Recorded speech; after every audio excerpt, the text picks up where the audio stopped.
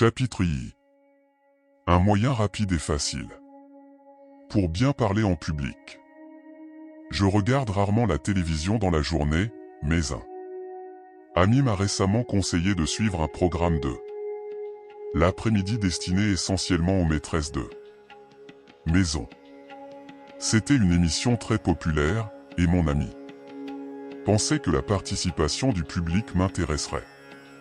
Je l'ai suivi plusieurs fois, et fut véritablement émerveillé par la façon dont le meneur de jeu réussissait à faire parler d'une manière intéressante des personnes de l'assistance. Ce n'étaient évidemment pas des orateurs professionnels. Ces personnes n'avaient jamais suivi de cours d'élocution. Certaines faisaient des fautes de syntaxe et avaient une mauvaise prononciation, mais toutes étaient attachantes. Lorsqu'elles commençaient à parler, elles oubliaient les caméras et captaient l'attention des spectateurs. Pourquoi? Je le sais parce que j'emploie depuis des années la technique de cette émission. Ces gens simples intéressaient les téléspectateurs. Ils parlaient d'eux-mêmes, de leurs moments difficiles, de leurs meilleurs souvenirs, de leurs réussites, de leurs compétences. Ils ne cherchaient pas à faire de la rhétorique, introduction, développement, conclusion. Ils ne s'occupaient ni de leur diction ni de la tournure de leurs phrases et cependant ils obtenaient le témoignage du succès. Sans équivoque, l'attention du public. Ce fait illustre le bien fondé de la première des trois règles fondamentales à observer pour apprendre d'une façon simple et rapide à mieux s'exprimer en public. Premièrement, traitez un sujet que vous connaissez, par expérience ou par étude. Ces hommes et ces femmes rendaient passionnant un programme de télévision en relatant leurs expériences professionnelles et personnelles. Ils parlaient de choses qu'ils connaissaient. Qu'en aurait-il été si on leur avait demandé de définir le communisme ou de décrire l'Organisation des Nations Unies? C'est malheureusement l'erreur commise par de nombreux orateurs. Ils s'attaquent à des sujets qu'ils connaissent peu, tant et si bien que le seul mérite de leur conférence est celui de la longueur. Il ne leur est pas venu à l'esprit que leurs auditeurs auraient préféré quelques faits bien précis à ces abstractions prétentieuses. Il y a quelques années, à l'hôtel Hilton de Chicago, un participant à l'entraînement d'Al Carnegie commença. Liberté, égalité, fraternité, telles sont les plus hautes aspirations de l'humanité. Sans liberté, la vie ne vaut pas la peine d'être vécue.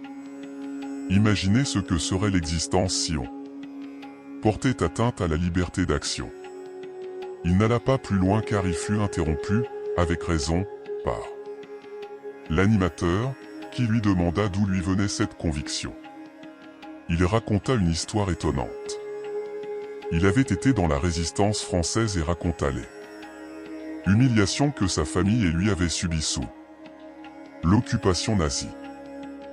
Deux décrivit en termes imagés comment il avait échappé à la police secrète, et finalement gagné Amérique. Il termina par ces mots, tout à l'heure je descendais Michigan Avenue pour me rendre à cet hôtel, mais j'étais libre, je pouvais aller ailleurs si je voulais. J'ai croisé un agent de police qui n'a pas fait attention à moi. Je suis entré sans avoir à présenter ma carte d'identité, et quand cette réunion sera terminée, je pourrai me rendre où je voudrais à Chicago. Croyez-moi, la liberté vaut que l'on se batte pour elle. L'auditoire debout lui fit une ovation. Dites ce que la vie vous a appris.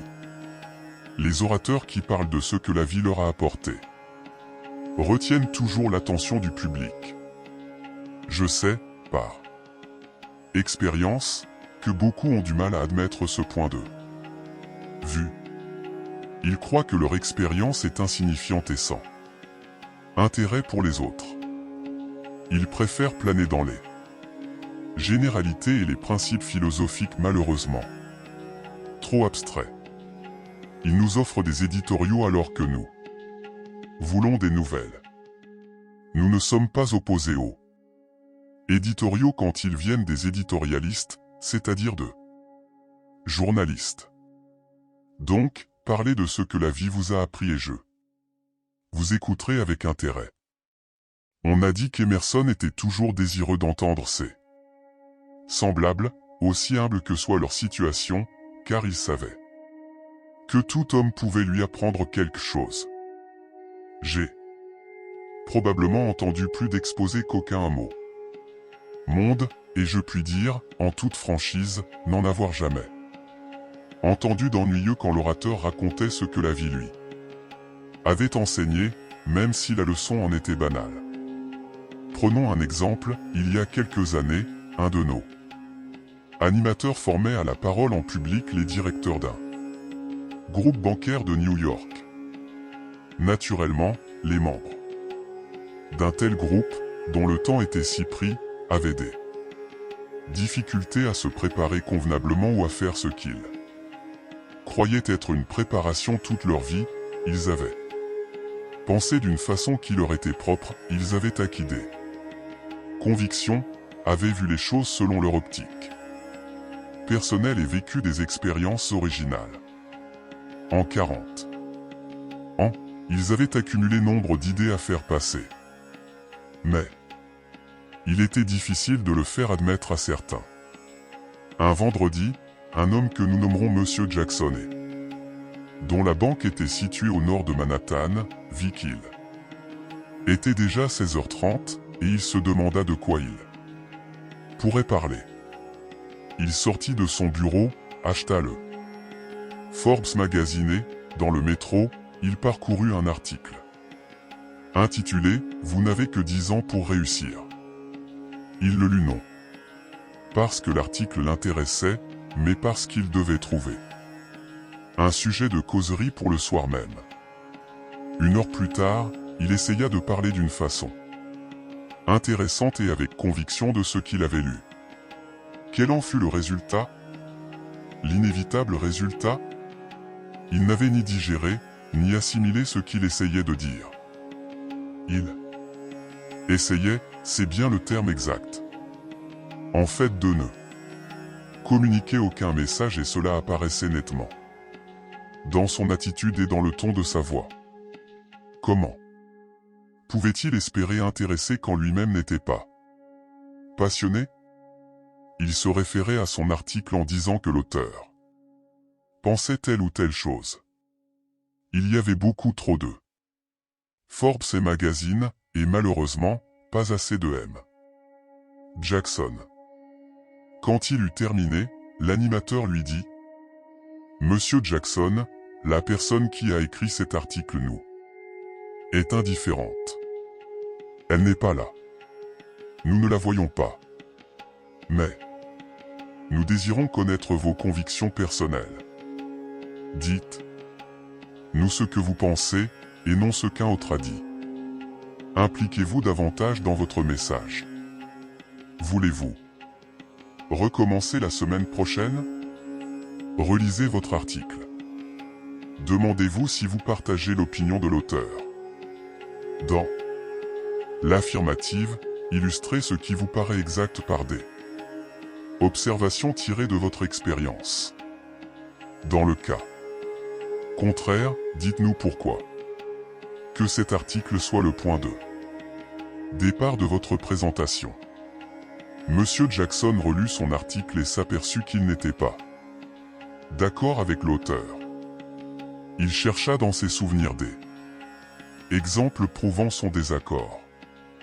Il appuya ses convictions sur des détails de son expérience de directeur de banque. La semaine suivante, son intervention était fondée sur son expérience et reflétait ses idées au lieu d'un article réchauffé. C'était une œuvre originale marquée de son sceau. Je vous laisse deviner laquelle des deux causeries fit le plus impression. Cherchez des sujets dans votre passé. On demanda un jour à nos animateurs de faire connaître, par écrit ce qui, à leur avis, était le problème le plus ardu à résoudre avec les débutants.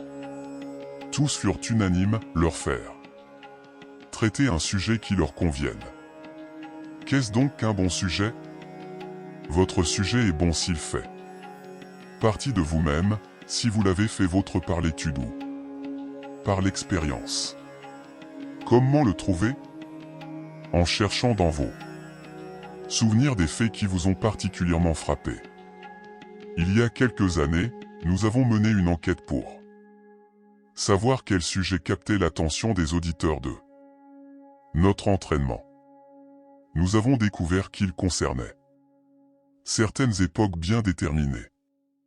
Les jeunes années et l'éducation. Les sujets qui ont trait à la famille, aux souvenirs d'enfance, aux années scolaires, retiennent invariablement l'attention, parce que presque tout. Nous aimons savoir comment les autres ont surmonté les difficultés inhérentes à leur milieu. Chaque fois que cela est possible, glissez dans vos interventions des exemples de votre jeunesse. La popularité des pièces de théâtre, des films et des romans qui traitent des difficultés auxquelles est confrontée la jeunesse dans le monde des adultes, prouve la valeur de ce thème. Mais comment pouvez-vous être sûr que les autres s'intéresseront à ce qui vous est arrivé quand vous étiez jeune? Il y a un moyen. Si, après bien des années, un événement demeure vivant dans votre esprit, presque à coup sûr, il intéressera ceux qui vous écoutent. Début difficile. C'est une mine d'intérêt humain. Là encore, vous pourrez capter l'attention en racontant vos premières tentatives pour trouver une situation. Comment êtes-vous venu à obtenir tel travail ou à exercer telle profession? Quel concours de circonstances vous a permis de réussir? Racontez vos déconvenus, vos espoirs, vos succès lorsque vous êtes lancé dans la vie professionnelle. Une image véritable de la vie de quiconque, si elle est racontée sans prétention, offre un sujet à toute épreuve.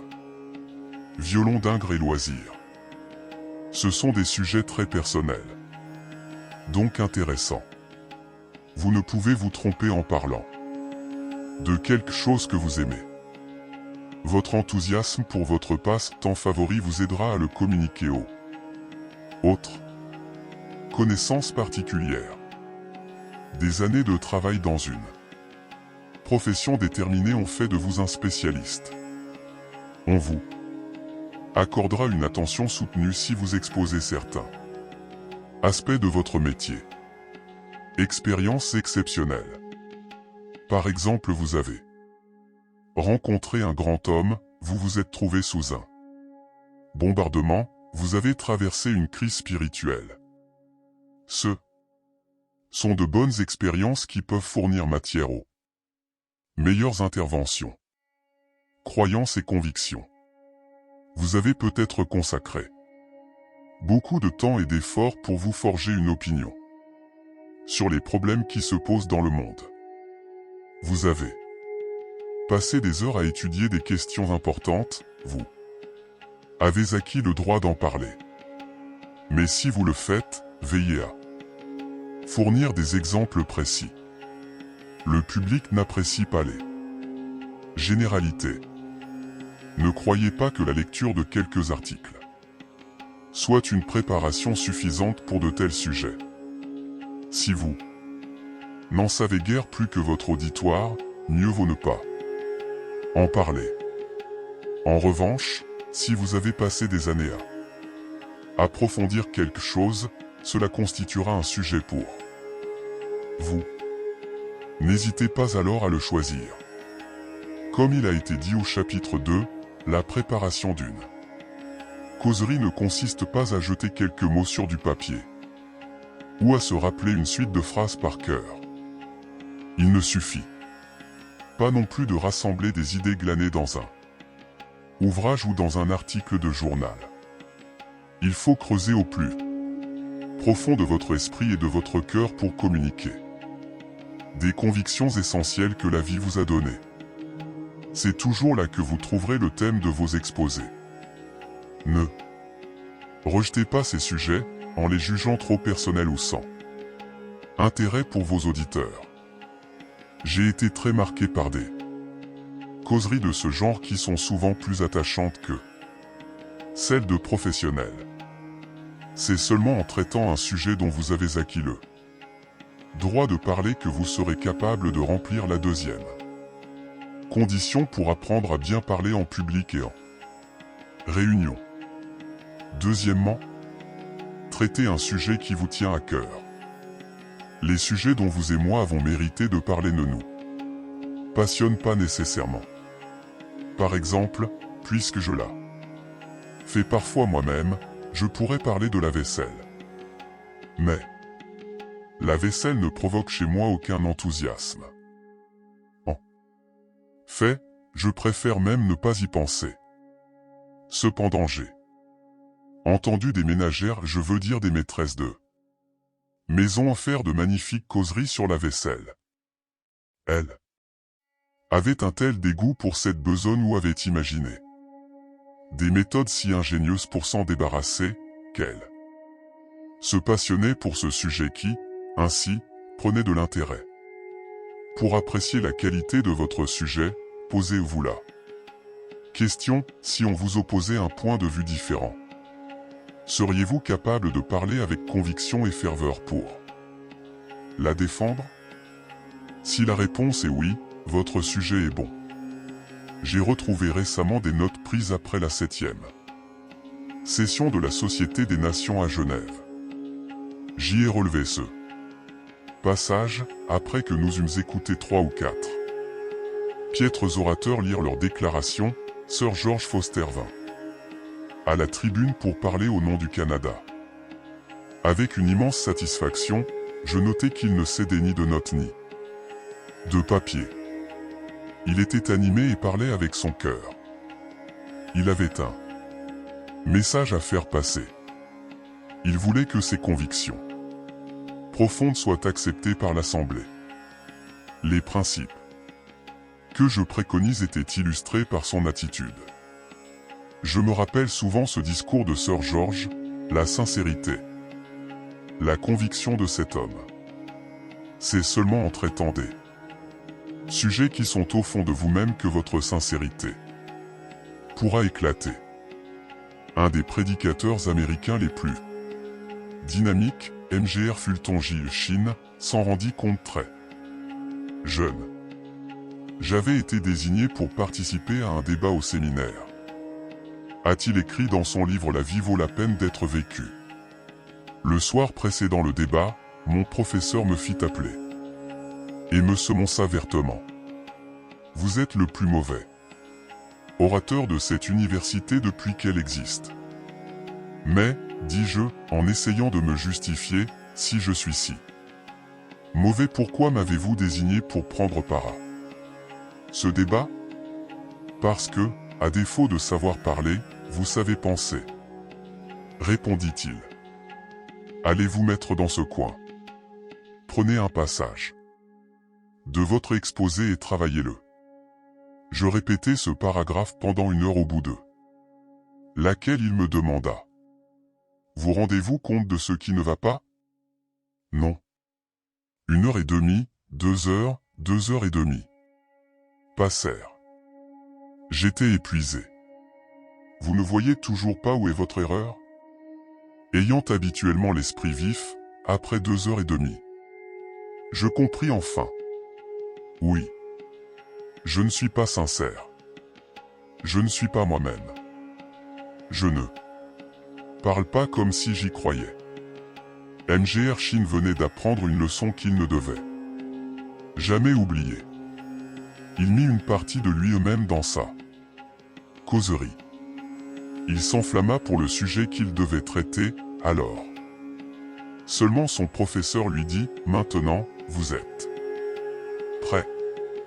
Quand un de nos participants prétend que rien ne l'intéresse et que la vie lui paraît monotone, nos animateurs ont l'habitude de lui demander comment il passe ses loisirs. L'un va au cinéma, l'autre joue au tennis, un troisième cultive des roses. L'un d'eux dit un jour qu'il collectionnait des boîtes d'allumettes. Grâce aux questions du formateur, il s'anima. Peu à peu en parlant, il fit des gestes pour décrire le meuble où il rangeait sa collection. Il raconta qu'il possédait des boîtes de presque tous les pays du monde. Quand il eut atteint le degré d'excitation suffisant, l'animateur l'arrêta. « Pourquoi ne traiteriez-vous pas ce sujet ? Cela me paraît passionnant. » Il répondit qu'il pensait que personne ne s'y intéresserait.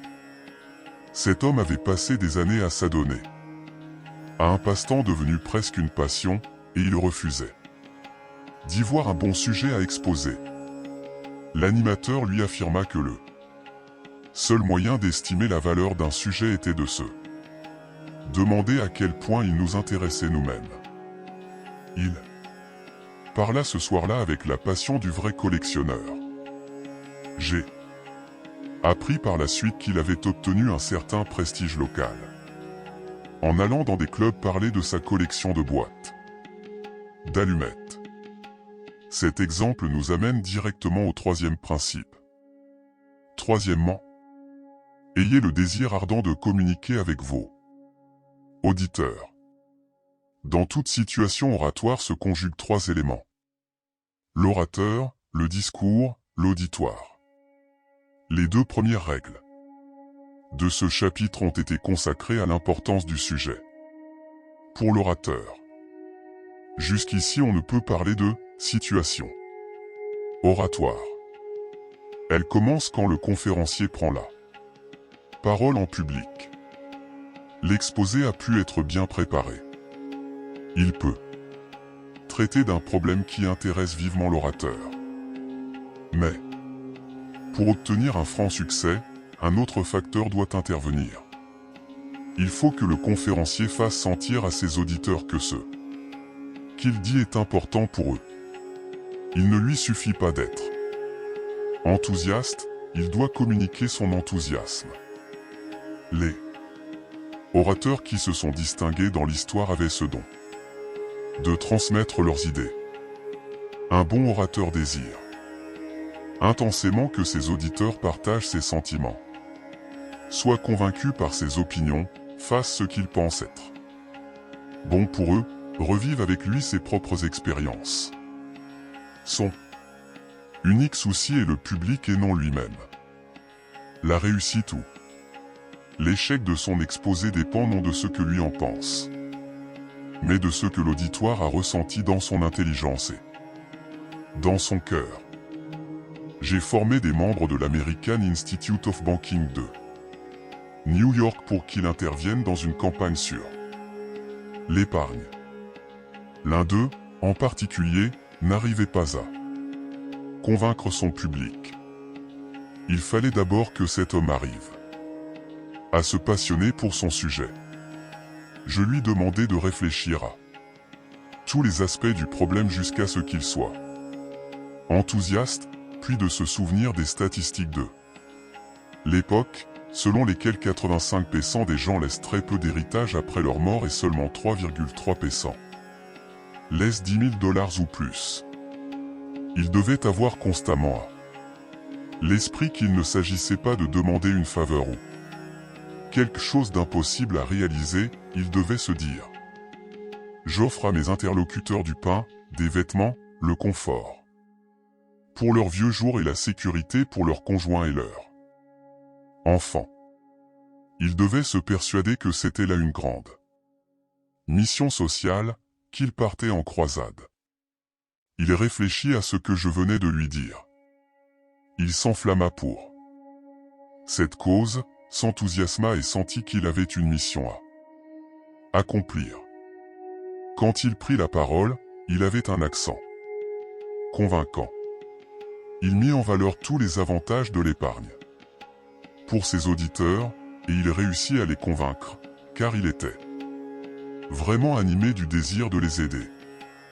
Il faisait plus qu'exposer des faits, il était devenu un missionnaire, l'apôtre d'une noble cause.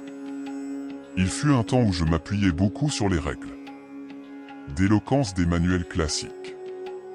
Ce faisant, je reprenais à mon compte une mauvaise habitude inculquée par des professeurs trop attachés à une forme d'éloquence guindée.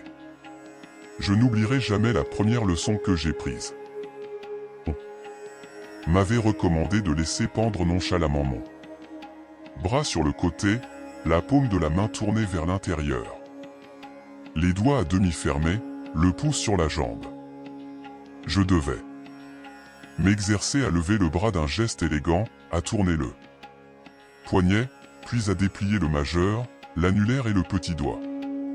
Au terme de ces effets esthétiques, le bras devait refaire la courbe gracieuse et se reposer sur la jambe. Tout cela était prétentieux et stupide. Mon professeur ne cherchait pas à me faire exprimer ma personnalité ni à me faire parler comme un être humain normal qui dialogue d'une manière vivante avec son auditoire. Quelle différence entre cette mécanique et les 3 règles principales exposées dans ce chapitre. Elles forment la base de mes méthodes. Vous les trouverez tout au long de ce livre. Dans les 3 chapitres suivants, chacune sera expliquée en détail.